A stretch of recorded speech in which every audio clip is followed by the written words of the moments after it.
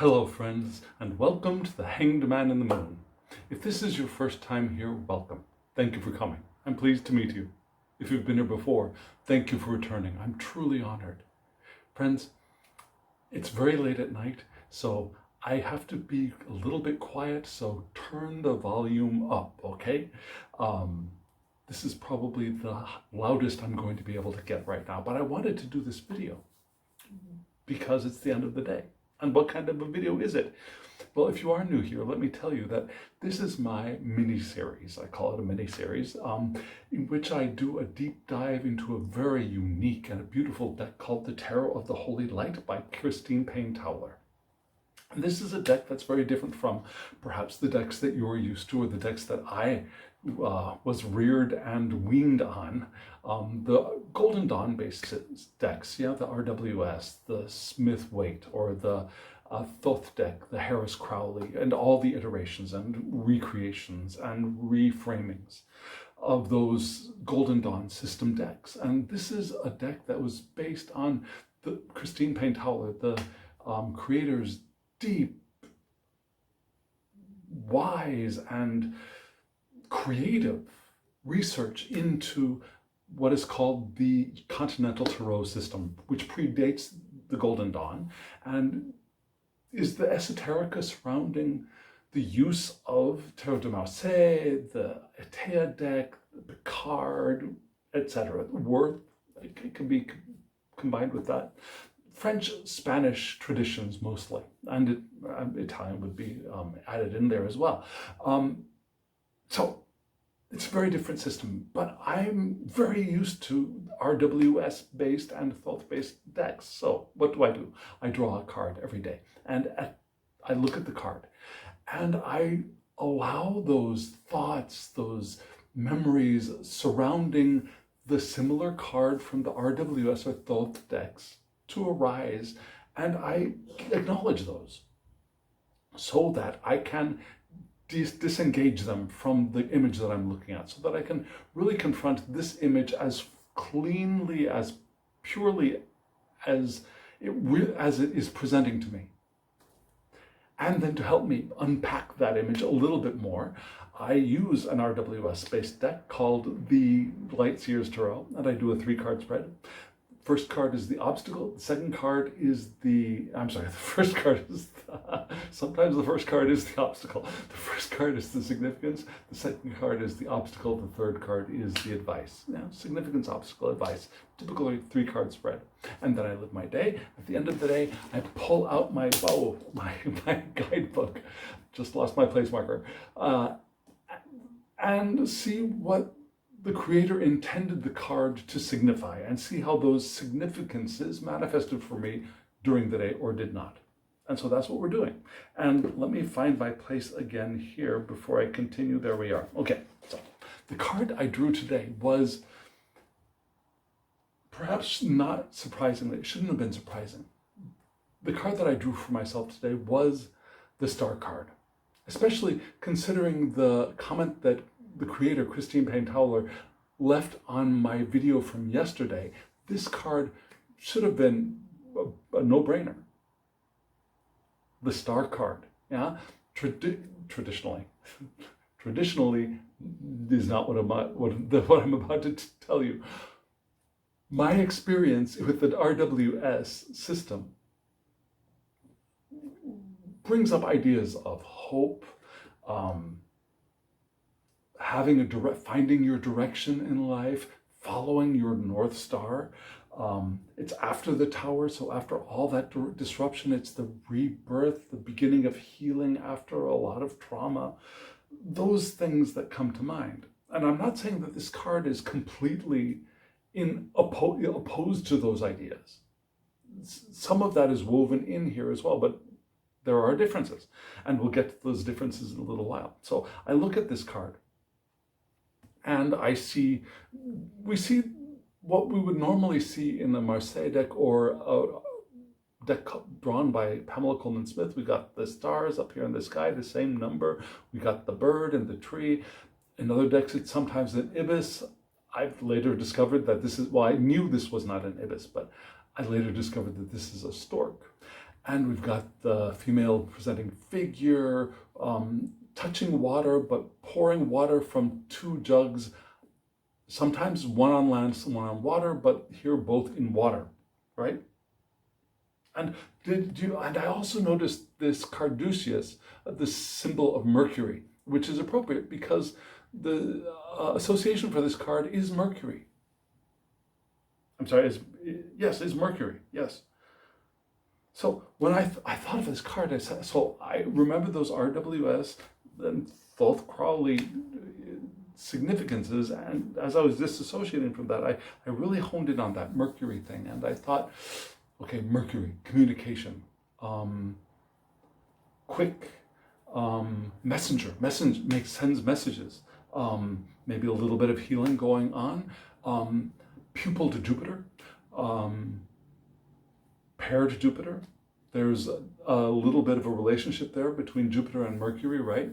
Perhaps a little bit more than just teacher, student, could be more than that. And so those things are rolling around in my mind as I draw my 3 cards from the Light Seers Tarot. And let me show you those cards right now.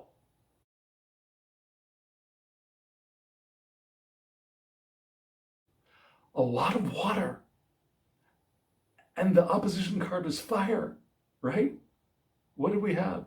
We had the High Priestess as being the significance, the Emperor as the obstacle, Aries, fire, dry as the obstacle, and then advice, go back to water.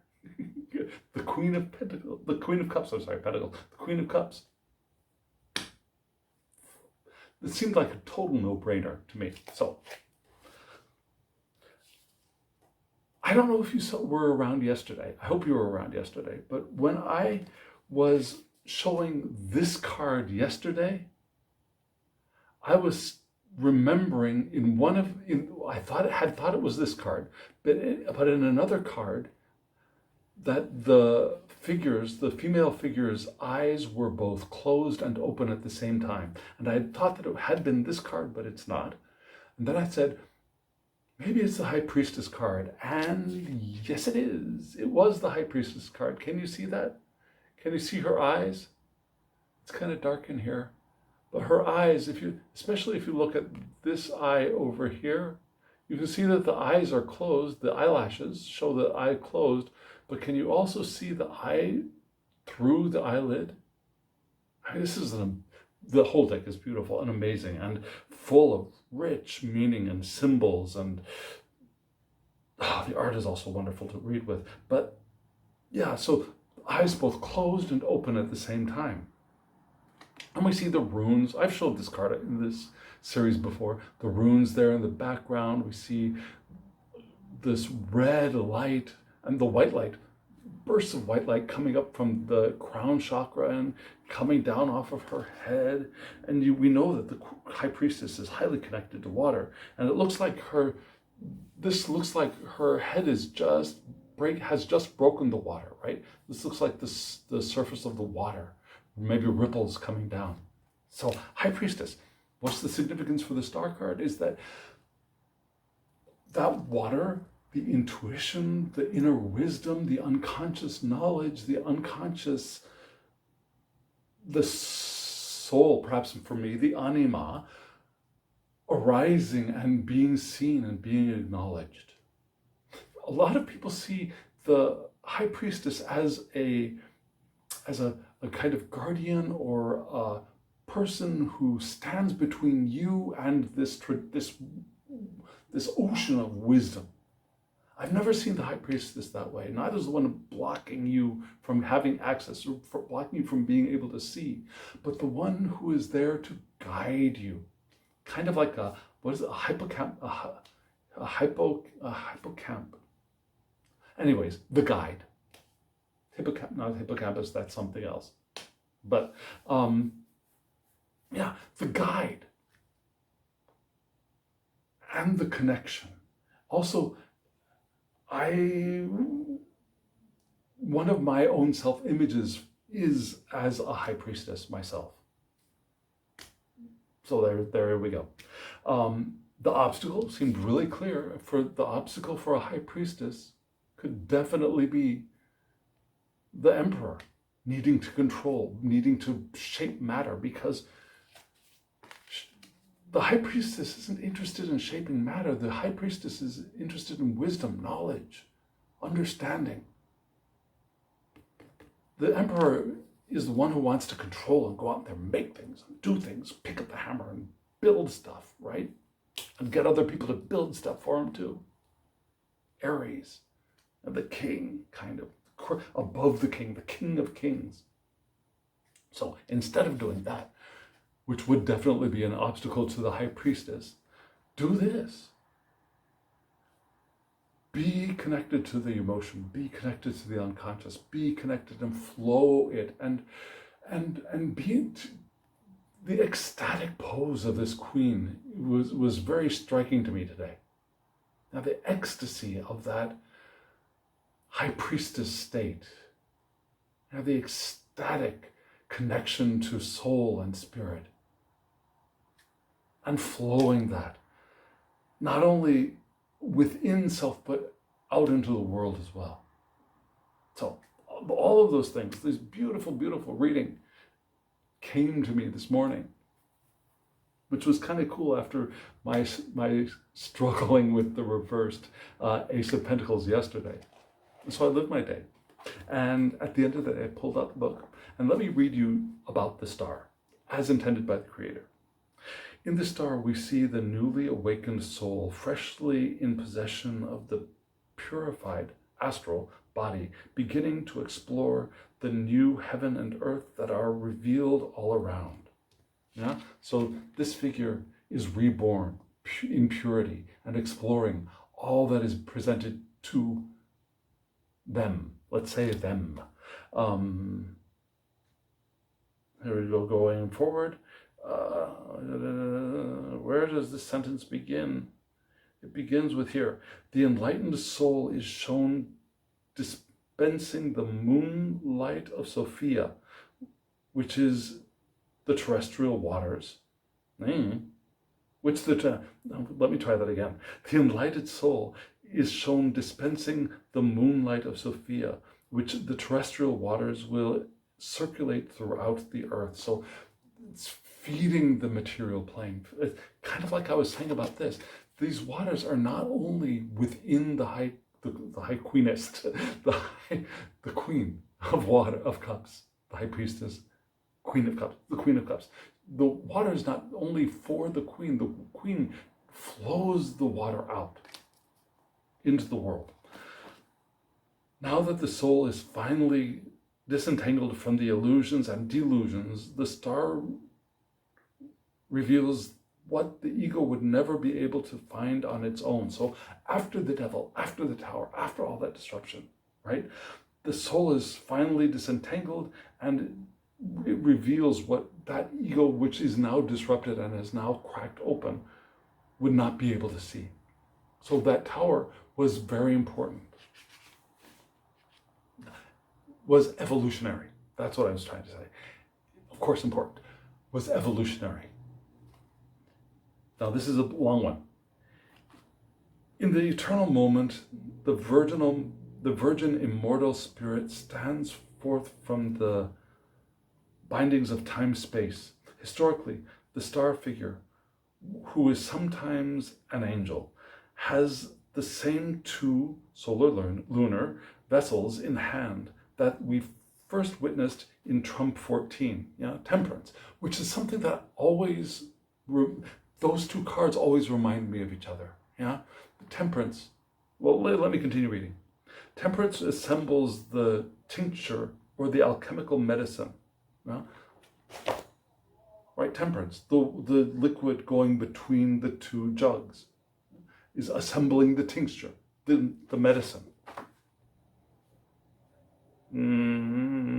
Alchemical medicine. Whereas the star typically pours the medicine out onto the earth and into the water, initiating a transformation in the bodily and psychic life.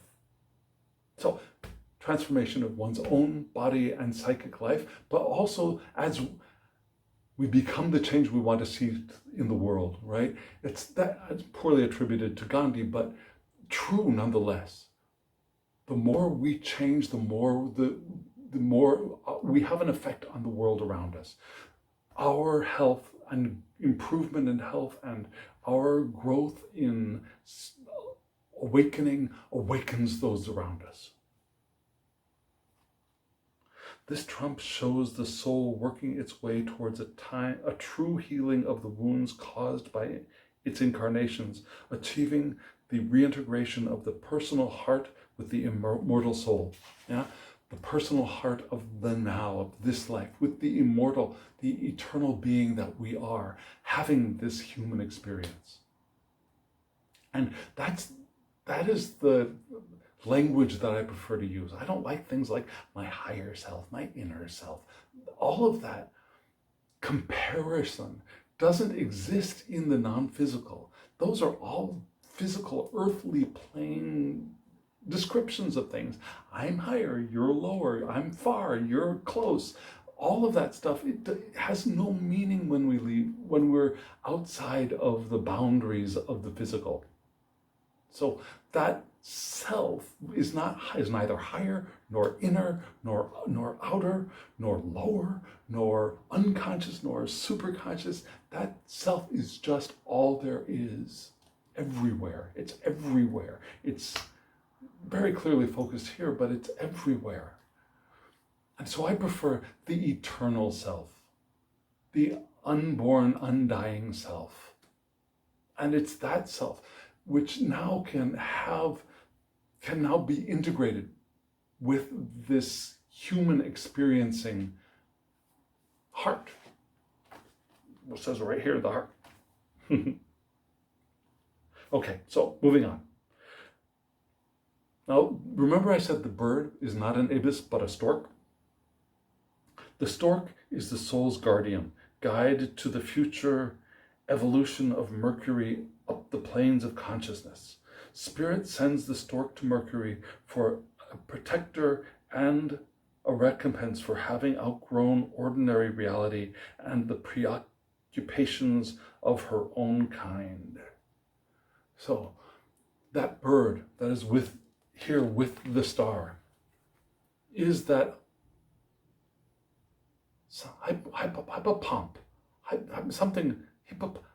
hippopotamus. There's a word there. You probably know it already. Put it in the comments below, okay? But yeah, that bird here is here to guide us. And we want to also remember that Mercury is the communicator, right? But this star cluster is a representation of the Pleiades, which is Taurus. And Taurus and Mercury are not the same, but they have a compatibility. And let me read a little bit about that. Traditionally, Taurus is associated with the harmonic sequence, music, and the throat chakra in astroanatomy. Yeah, astroanatomy. So both of those are 7-based systems, right? When we think, especially Western music, yeah, 7 notes.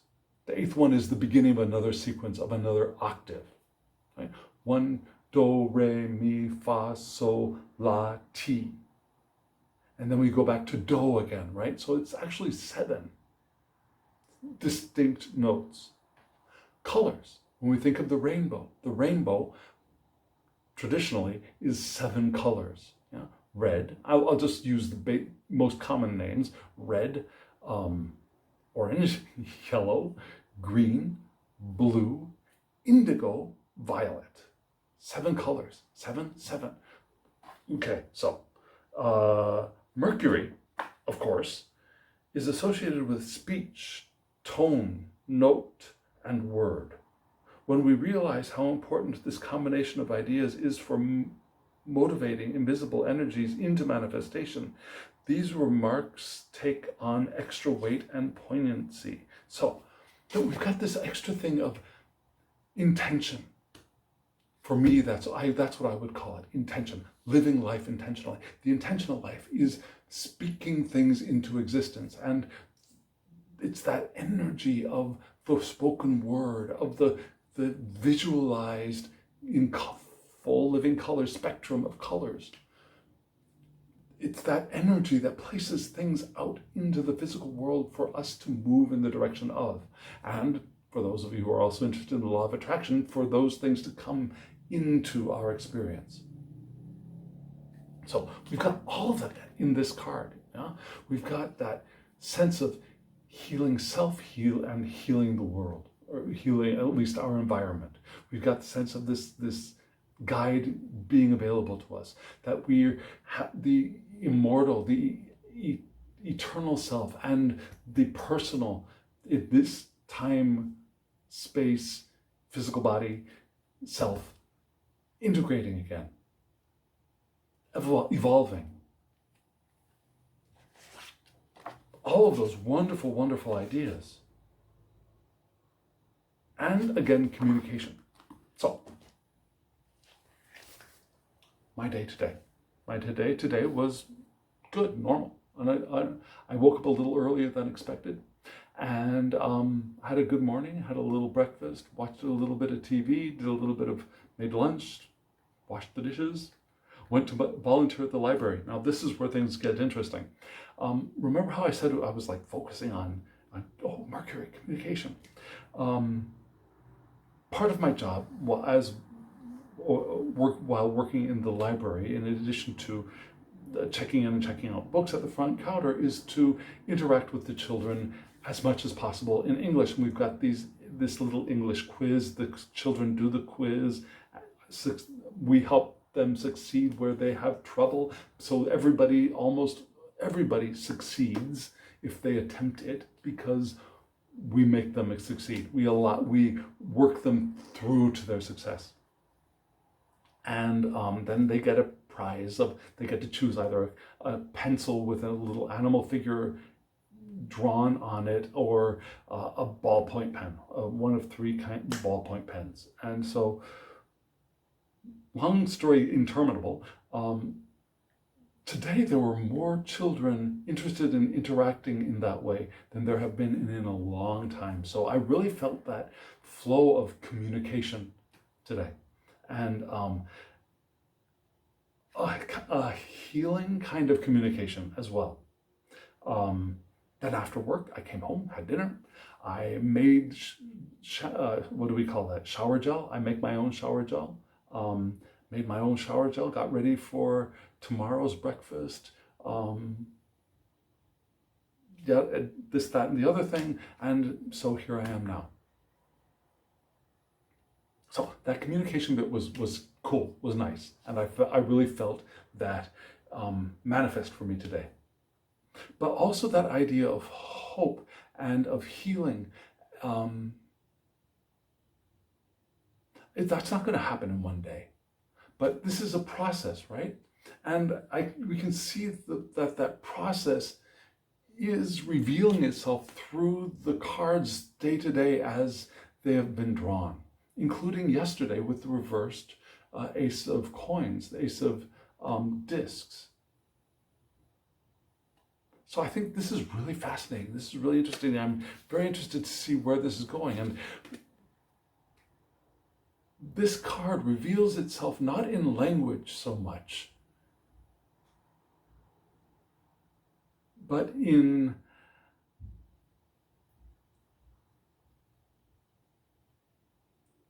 evolution perceived with our peripheral vision, if that makes sense.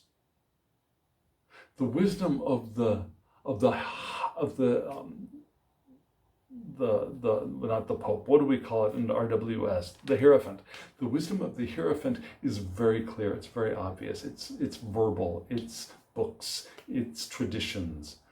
The wisdom of this one reveals itself in dreams, or reveals itself on the periphery of our senses.